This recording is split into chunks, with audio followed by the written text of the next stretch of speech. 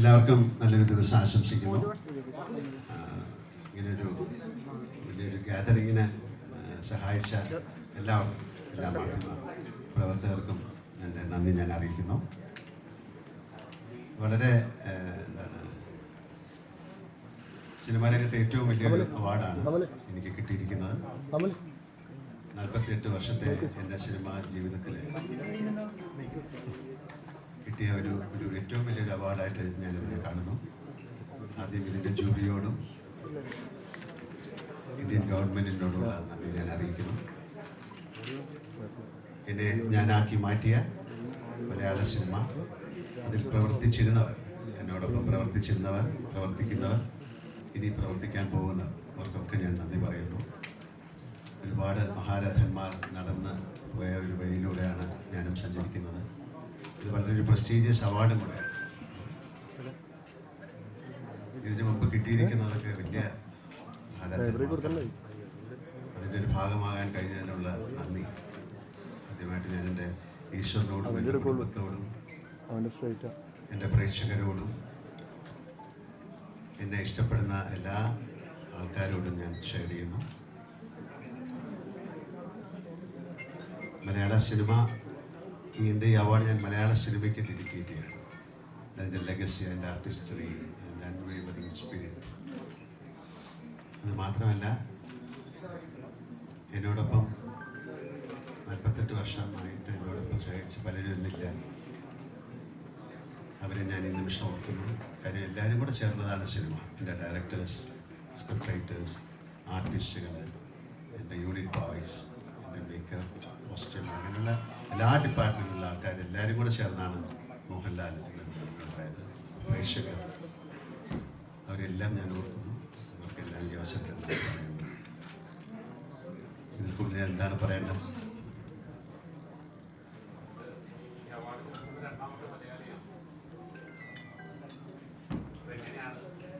ഞാൻ പറഞ്ഞല്ലോ, രണ്ടാമത്തെ മലയാളി ഒന്നാമത്തെ മലയാളി എന്നുള്ളതല്ല. ഈ അവാർഡ് ഇന്ത്യൻ സിനിമയിലെ ഏറ്റവും വലിയൊരു അവാർഡ് ഈ മലയാള സിനിമയ്ക്ക് കിട്ടിയതിൽ ആണ് എനിക്ക് ഏറ്റവും വലിയ സന്തോഷം. അതിൻ്റെ ഒരു ഭാഗമാകാൻ കഴിഞ്ഞത്, ആ ഫ്രറ്റേണിറ്റിയിൽ വർക്ക് ചെയ്യാൻ കഴിഞ്ഞത്.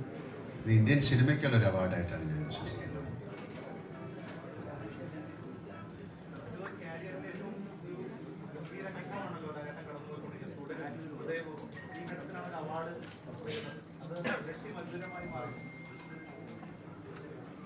അങ്ങനെ ചോദിച്ചാൽ എന്താ പറയാ, ഒരുപാട് അവാർഡുകൾ എനിക്ക് കിട്ടിയിട്ടുണ്ട്, നാഷണൽ അവാർഡ്സ് കിട്ടിയിട്ടുണ്ട്. പക്ഷേ ഇതിന് വളരെ പ്രത്യേകത എന്ന് പറയുന്നത്, ഇത് ഒരു ചലച്ചിത്ര രംഗത്തെ ഏറ്റവും വലിയ മികച്ച അവാർഡായിട്ടാണ് കണക്കാക്കുന്നത്. അന്ന് പറഞ്ഞ പോലെ ഇത് രണ്ടാമത് കിട്ടുന്ന ഒരു മലയാളി എന്നുള്ള രീതിയിൽ, ഒരു ആക്ടർ എന്നുള്ള രീതിയിൽ അതിന് വളരെയധികം പ്രസക്തിയുണ്ട്. അതിന് ഞാൻ അഭിമാനിക്കുന്നു. ഞാൻ ഏറ്റവും ഡീപ്പ് സെൻസ് ഓഫ് ഹ്യൂമിലിറ്റി എന്നാണ് എനിക്ക് പറയാനുള്ളത്. അതിൻ്റെ ഗ്രാറ്റിറ്റ്യൂഡ്, ഞാൻ ഈശ്വരനോട് നന്ദി പറയുന്നു, പ്രേക്ഷകരോട് നന്ദി പറയുന്നു.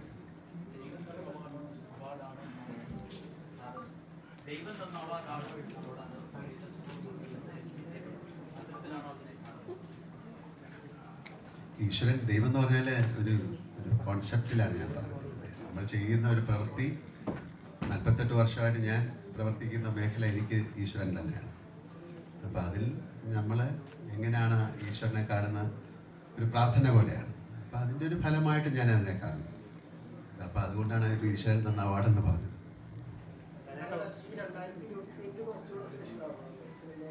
എല്ലാ വർഷവും നല്ലതാണ്. 2025 എന്നൊരു വർഷമില്ല.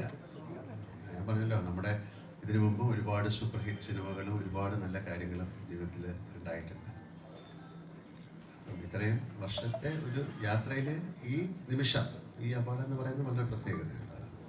ഒരുപാട് തലമുറകളെ പ്രചോദിപ്പിച്ചുകൊണ്ട് മുന്നോട്ട് പോവുകയാണ്. ഇത്തരമൊരു അവാർഡ് ഇന്ത്യൻ സിനിമയിലെ തന്നെ ഏറ്റവും വലിയൊരു അവാർഡ് ലഭിക്കുമ്പോൾ അത് ഈ സിനിമാ രംഗത്ത് നിൽക്കുന്ന പുതുതലമുറയിൽപ്പെട്ട ആളുകൾക്ക് ഉൾപ്പെടെ പ്രചോദനമായി കൂടി മാറുന്നു.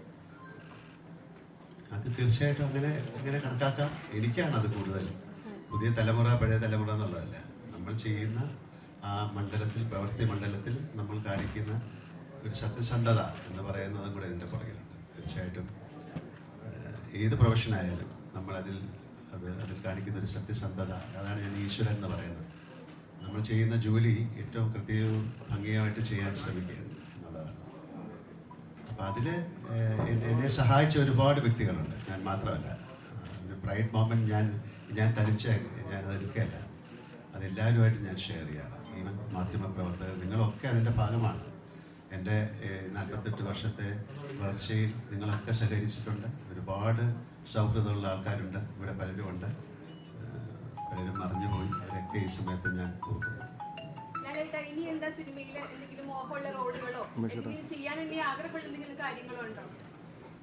അങ്ങനെയുള്ള കാര്യങ്ങൾ ആലോചിച്ചാൽ ഒരുപാടുണ്ടാവും, പക്ഷെ അങ്ങനെ ആലോചിച്ചുകൊണ്ട് മാത്രം അത് സാധിക്കില്ലല്ലോ, അത് സംഭവിക്കണം.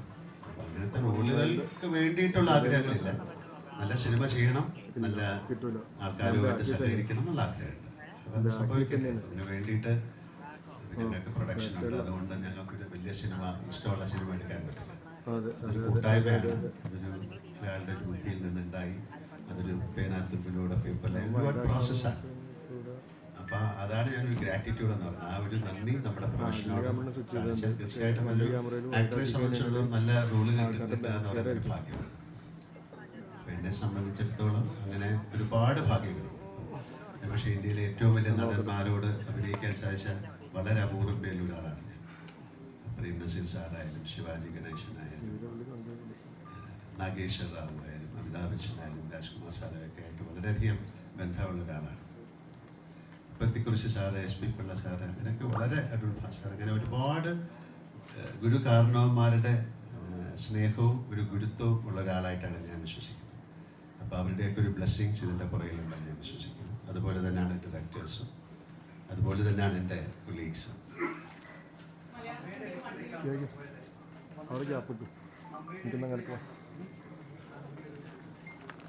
അങ്ങനെയല്ലേ ചെയ്യേണ്ടത്. അമ്മയുടെ അടുത്ത് പോയി കാര്യം അത് കാണാൻ അമ്മയ്ക്ക് ഭാഗ്യമുണ്ടായി, അത് അമ്മയെ കാണാൻ എനിക്കും ഭാഗ്യമുണ്ടായി. സുഖമില്ലാതിരിക്കുന്ന അമ്മയാണ്, പക്ഷെ അമ്മ അത് മനസ്സിലാക്കി എന്നെ അനുഗ്രഹിച്ചു. ഞാൻ പറഞ്ഞു അമ്മയ്ക്ക് എല്ലാം മനസ്സിലാകും, സംസാരിക്കാൻ കുറച്ച് ഡിസ്റ്റില്ലാറുണ്ട്, പക്ഷെ എനിക്ക് മനസ്സിലാകും. അപ്പം എന്തായാലും അമ്മയുടെ ഒരു അനുഗ്രഹം എൻ്റെ പുറകെ ഞാൻ എൻ്റെ മാതാപിതാക്കളെ അതാണ് ഞാൻ പറഞ്ഞത്, തീർച്ചയായിട്ടും ഓർക്കുന്നത്. എൻ്റെ കുടുംബം എന്ന് പറഞ്ഞാൽ അതുകൊണ്ടാണ്.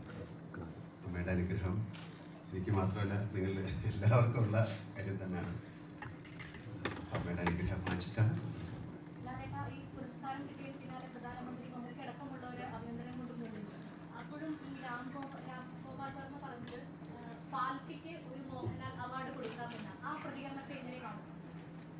അദ്ദേഹം എപ്പോഴും വലിയ തമാശകൾ പറയുന്ന ആളല്ലേ അല്ലേ? അദ്ദേഹം അതിനെ ഏറ്റവും ഒരു ബ്ലാക്ക് ഹ്യൂമറായിട്ടേ ഞാൻ അതിനെ കാണുന്നുള്ളൂ. അദ്ദേഹമായിട്ട് എനിക്ക് നല്ല സൗഹൃദമുള്ള ആളാണ്. അദ്ദേഹം ചെയ്തിരിക്കുന്ന ഒരു ഏറ്റവും വലിയൊരു സിനിമയിൽ അഭിനയിച്ച ആളാണ്. ഒരു കൾട്ട് ഫിലിമായിട്ട് മാറിയതാണ് കമ്പനി എന്നുള്ള ഫിലിം.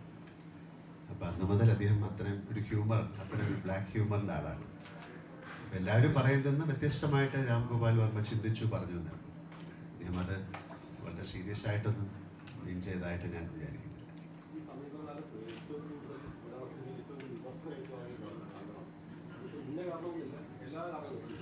നിങ്ങളുണ്ടല്ലോ.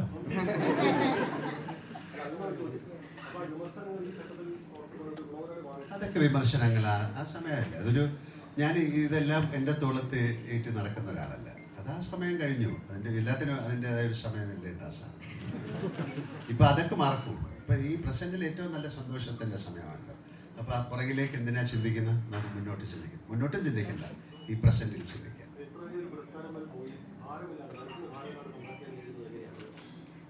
അതാണ് പറയുന്നത്. ഞാൻ ഈ നിമിഷത്തെക്കുറിച്ച് ഞാൻ ആലോചിക്കുന്നത്. ഈ നിമിഷം ഏറ്റവും മനോഹരമായിട്ട് നിങ്ങൾ ചോദിക്കുന്ന ചോദ്യങ്ങൾക്ക് ഉത്തരം പറഞ്ഞുകൊണ്ടിരിക്കുക. അല്ലാതെ പുറകിലേക്ക് നമ്മൾ എന്തിനാ ചിന്തിക്കുന്നത്? അതൊരു എല്ലാം കഴിഞ്ഞു പോയ കാര്യമാണ്. നാളെക്കുറിച്ചും ചിന്തിക്കാൻ പാടില്ല, പക്ഷേ നാളെക്കുറിച്ച് ചിന്തിക്കണം. നാളെ എത്ര മണിക്കാണ് എൻ്റെ ഫ്ലൈറ്റ്? നാളെ ഞങ്ങൾ ദൃശ്യം 3 തുടങ്ങുന്ന ദിവസമായിരുന്നു. നാളെ ഞങ്ങൾ രാവിലെ തുടങ്ങും. അത് കഴിഞ്ഞ് എനിക്ക് ഉച്ചയ്ക്ക് പോകണം, എന്ത് ഡ്രസ്സ് ഇടണം, അങ്ങനെയൊക്കെയുള്ള കാര്യങ്ങളുണ്ടല്ലോ. അതൊക്കെ ആലോചിച്ചുകൊണ്ടിരിക്കുകയാണ്. എന്നിട്ട് അവിടെ 23rd ഏറ്റവും വലിയൊരു പ്രസ്റ്റീജിയസ് മൊമെൻ്റ് അല്ലേ അവിടെ ആ ഡയസിൽ പോയിട്ട്. ഇതിന് മുമ്പേ ഞാൻ വാങ്ങിച്ചിട്ടുണ്ട്. എനിക്ക് ഏതാണ്ട് 5 പ്രാവശ്യം കിട്ടിയിട്ടുണ്ട്. ഏതാണ്ട് 5 പ്രാവശ്യത്തോളം, 5-ൽ കൂടുതൽ, 7-8 പ്രാവശ്യം ടൈ വന്ന് പോയിട്ടുണ്ട്. അപ്പോൾ ആ സ്ഥലവും പരിസരമൊക്കെ എനിക്കറിയാം. എന്നാലും അവിടെ പോയി അത് വാങ്ങിക്കും. എൻ്റെ കുടുംബമൊക്കെ ആയിട്ട് പോയി വാങ്ങിക്കുകയും എൻ്റെ സുഹൃത്തുക്കളുമായിട്ടൊക്കെ പോയി വാങ്ങിക്കുകയും അത് എത്രയോ ആൾക്കാർ കാണുകയും അതൊക്കെ ചെയ്യുന്നൊരു മൊമെൻ്റ് എന്ന് പറയുന്നത് വളരെ എന്നെ സംബന്ധിച്ചിടത്തോളം വലിയൊരു എന്താ പറയുന്നത് ഒരു സന്തോഷത്തിൻ്റെ സമയം. ലാലേട്ടൻ ഒരു അവാർഡ് കിട്ടുമ്പോൾ അത് കേരളത്തിലെ ഓരോരുത്തരും എന്താ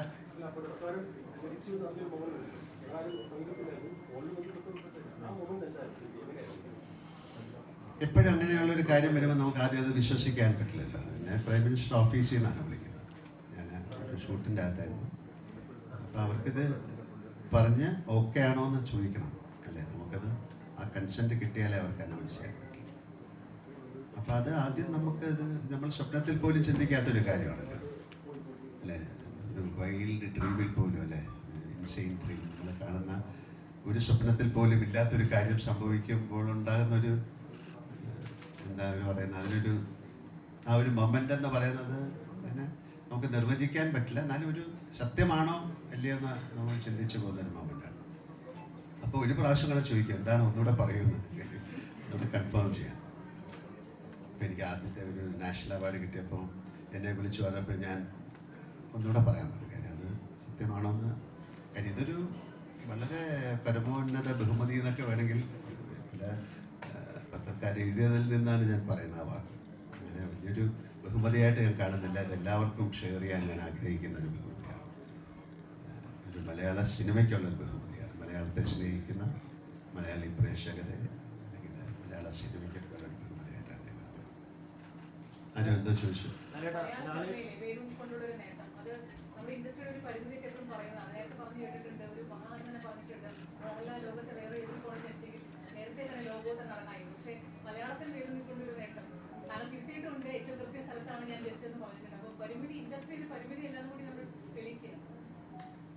പിന്നെ പരിമിതികളൊന്നും ഇല്ലല്ലോ. സിനിമയ്ക്ക് ഒരുപാട് ഓപ്പണിംഗ് ആണല്ലോ ഇപ്പം.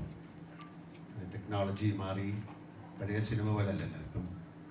മലയാള സിനിമ എന്ന് പറയുന്ന എല്ലാ ഭാഷയിലും ഡബ് ചെയ്ത് വരുന്ന സിനിമയാണ്. അത് ഇന്ത്യയിൽ മാത്രമല്ല പുറത്തേക്കുള്ള ഇപ്പോൾ ഒരു സിനിമ വേണമെങ്കിൽ ഒരു 200 ഭാഷയിൽ ഡബ് ചെയ്യാനുള്ള മെക്കാനിസം ഉണ്ട്. അപ്പം ആ ഒരു ഗേറ്റ് ക്രാഷ് ആയിരുന്നു ഒരു പീരിയഡ്. അതൊക്കെ മാറി ഇപ്പം സിനിമ എന്ന് പറയുന്നത് പാൻ ഇന്ത്യൻ എന്നുള്ളൊരു കോൺസെപ്റ്റിൽ വന്നു. ഇപ്പം മലയാള സിനിമ തമിഴ് സിനിമ എന്നില്ല, സിനിമ എന്നൊരു ലാംഗ്വേജിലേക്ക് അത് മാറി.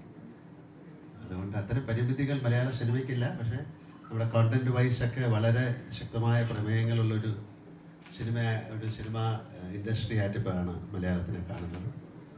അതിൻ്റെതായ ഒരു സന്തോഷമാണ്.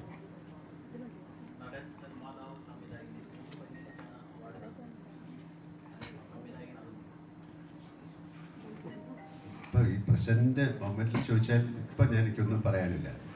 ബാക്കി ഞാൻ നിർമ്മിക്കുന്ന ആളാണ്. കാര്യം അതൊരു വളരെ ഡിഫറെൻ്റ് ആയിട്ടുള്ളൊരു തോട്ടായിരുന്നു. ഒരു 3D ആരും ചെയ്യാത്തൊരു കാര്യം. അത്തരത്തിൽ എന്തെങ്കിലും ഒരു ആവശ്യമില്ലാത്ത ഒരു തോട്ട് വന്നാൽ ഞാൻ ചെയ്യും. ലാലേട്ട ഈ തുടരും അല്ലെങ്കിൽ എമ്പുരാന്റെ വിജയത്തിന് ശേഷം ലാലേട്ടന്റെ ക്യാരവാന് ചുറ്റുമുള്ള ആളുകൾ ഇതുവരെ കണ്ടിരുന്ന ആളുകളല്ല, അല്ലെങ്കിൽ ബോളിവുഡിൽ ആ ലെവലിലുള്ള വലിയ സിനിമകൾ ചെയ്യുന്ന ആളുകളാണെന്ന് ഷറഫുദ്ദീൻ ഒരു ഇന്റർവ്യൂവിൽ പറഞ്ഞിട്ടുണ്ടായിരുന്നു. അപ്പോൾ ഈ വിജയത്തിന് ശേഷം ലാലേട്ടൻ ഇതൊക്കെ എങ്ങനെയാണ് എക്സ്പീരിയൻസ് ചെയ്യുന്നത്? ഷറഫുദ്ദീനെ ഞാൻ അതിൻ്റെ അടുത്തൊന്നും കണ്ടില്ല.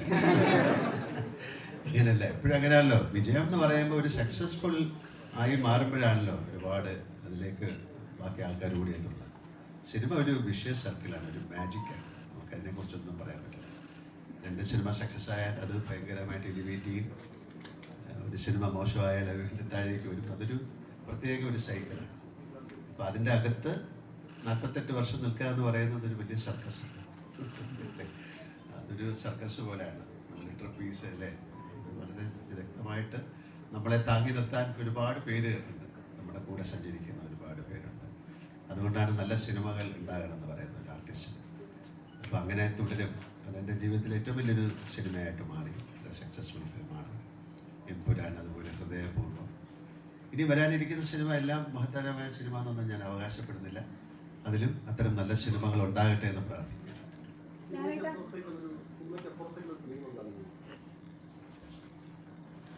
ഇങ്ങനെ ഇപ്പം ചോദിച്ചു കഴിഞ്ഞാൽ പെട്ടെന്ന് പറയാൻ പറ്റില്ല. ഞാനങ്ങനെ വളരെയധികം ഡ്രീം ചെയ്യുന്ന ഒരാളല്ല. കാര്യം അത് അങ്ങനെ ചെയ്തിട്ട് അത് കിട്ടിയില്ലെങ്കിൽ ഭയങ്കരമായിട്ട് സങ്കടപ്പെടും. പലർക്കും അങ്ങനെയാണല്ലോ. നമ്മൾ ഭയങ്കരമായിട്ട് ഡ്രീം ചെയ്യും, എന്നിട്ട് അതൊരു സക്സസ്ഫുള്ളായി മാറിയില്ലെങ്കിൽ ഭയങ്കരമായ സങ്കടം ഉണ്ടാകും. ഞാൻ വളരെ കുറച്ച് ഡ്രീം ചെയ്യുന്ന ആളാണ്. നമുക്ക് കിട്ടുന്ന എന്താണ് നിങ്ങളുടെ ഒരു സോഷ്യൽ കമ്മിറ്റ്മെൻ്റ് എന്ന് പറഞ്ഞാൽ എന്നോട് ചോദിച്ചാൽ എനിക്ക് കിട്ടുന്ന ജോലി അത് ക്യാരക്ടർ ഏറ്റവും നന്നായി ചെയ്യാൻ ശ്രമിക്കും. നന്നായി ചെയ്യുമെന്ന് ഞാൻ പറയില്ല, ശ്രമിക്കും. ആ ശ്രമം സക്സസ്ഫുള്ളായാൽ നിങ്ങൾ അക്സെപ്റ്റ് ചെയ്യും. അപ്പം അതിന് നമ്മുടെ കൂടെ ഒരുപാട് പേര് സഹായിക്കാനുണ്ടാകും. തനിച്ചൊരു സിനിമ ചെയ്യാൻ പറ്റില്ല. അപ്പം അത്തരം നല്ല സിനിമകൾ ഉണ്ടാകാനായിട്ട് പ്രാർത്ഥിക്കും. നല്ല സിനിമകൾ ഉണ്ടാകട്ടെ. എനിക്ക് മാത്രമല്ല, നല്ല സിനിമകൾ ഉണ്ടാകണം. മലയാള സിനിമയോ അല്ലെങ്കിൽ സിനിമ ഇൻഡസ്ട്രിയുടെ ചക്രം മുന്നോട്ട് തിരിയണമെങ്കിൽ നല്ല നല്ല സിനിമകൾ ഉണ്ടാകണം. നല്ല നല്ല എഴുത്തുകാരുണ്ടാവണം, സംവിധായകരുണ്ടാകണം. അപ്പം അതിന് വേണ്ടിയിട്ടൊരു കൂട്ടായ ശ്രമത്തിൻ്റെ ഭാഗമായി മാറാൻ ഞാൻ തയ്യാറാണ്. അങ്ങനെ എനിക്ക് പറയാൻ പറ്റും. അതാണ് എൻ്റെ സ്വപ്നം.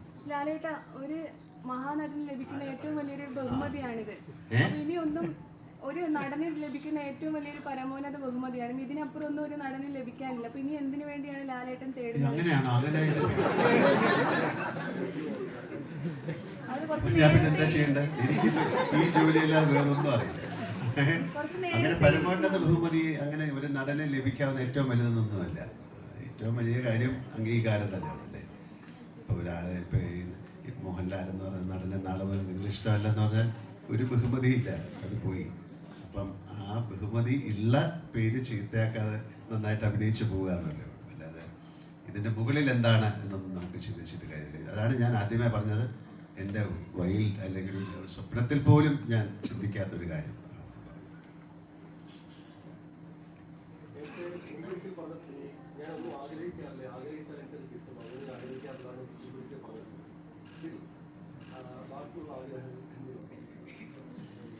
മുമ്പൊരിക്കൽ പറഞ്ഞ കാര്യം ഇപ്പം എന്നോട് ചോദിച്ചാൽ ഞാൻ വേറെ തരത്തിൽ പറയും. അന്ന് മുമ്പൊരിക്കലല്ലേ?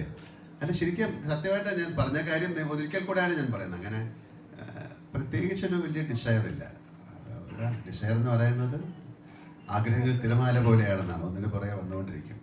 അതിങ്ങനെ അതിൻ്റെ രീതിയിൽ പൊയ്ക്കോട്ടെ. അതിൻ്റെ ഇടയിൽ ഇങ്ങനെ അഡ്ജസ്റ്റ് ചെയ്ത് ഞാൻ ലാലേട്ട, ഒരു മലയാളി ചെന്നെത്താവുന്ന ഏറ്റവും വലിയ ഉന്നതിയിൽ നിൽക്കാന്നായിരുന്നു. ഇതിന് മലയാളി എന്നില്ലല്ലോ സിനിമ. സിനിമ എന്നുള്ള ഒരു ഞാൻ പറഞ്ഞ ഒറ്റ ലാംഗ്വേജേ ഉള്ളൂ.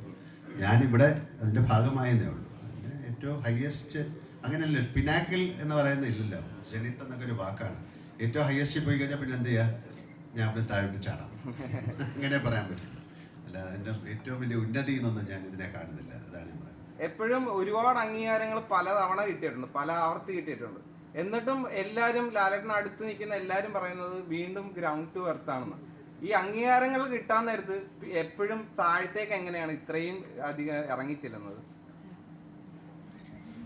മുകളിലേക്ക് കയറുമ്പോൾ കൂടെ നിൽക്കുന്നവരെ നോക്കുക. കാര്യം താഴേക്ക് ഇറങ്ങുമ്പോഴും അവരുണ്ടാവും സപ്പോർട്ട് ചെയ്യാൻ. അല്ലെങ്കിൽ മുകളിൽ ഇവരെ നോക്കാതെ പോയി കഴിഞ്ഞാൽ താഴേക്ക് വരുമ്പോൾ ആരും നിങ്ങളെ നോക്കും. അത്രയേ ഉള്ളൂ. അപ്പോൾ വളരെ സന്തോഷം, ഒരുപാട് സന്തോഷം. Thank you so much.